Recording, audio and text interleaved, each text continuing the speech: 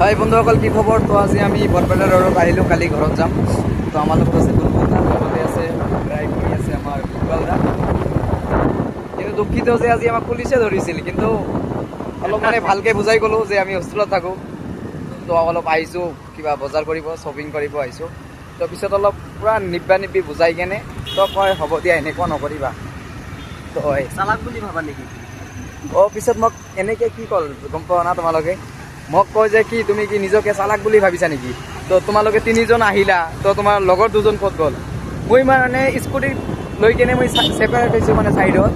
পিছত দেখোঁ যে আমাৰ লগত বুলবুল দাও নাই, আৰু আমাৰ এই যে ইকবাল দা কয় তেওঁৰ মানে স্কুটিটো একচুৱেলি তেওঁ নাই, মানে দুজনে মোক এৰি গৈছে। আৰু মানে পিছত দেখোঁ এটা দোকানৰ মানে ছাইডৰ পৰা কোণাৰ পৰা আমাক দেখি চাই আছে যে মানে মোক কিবা কৰে নেকি। পিছত মই এনেই অলপ বুজাই কেনে কৈ দিলোঁ, কয় হ'ব দিয়া। তো এনেকুৱা তোমালোকে নকৰিবা যদি ৰোডত আহা।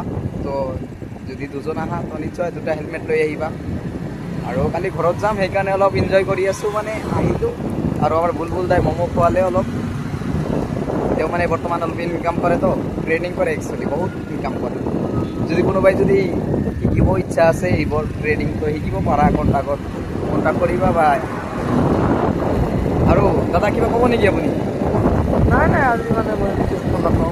মানে তেওঁ অলপ মানে টেনশ্যনত আছে, তো কালি ঘৰত যাব একচুৱেলি। কাৰণ কলেজ ইমান দিন বন্ধ, তো ঘৰত কি কৰিম, কোনো কাম চাম নাই।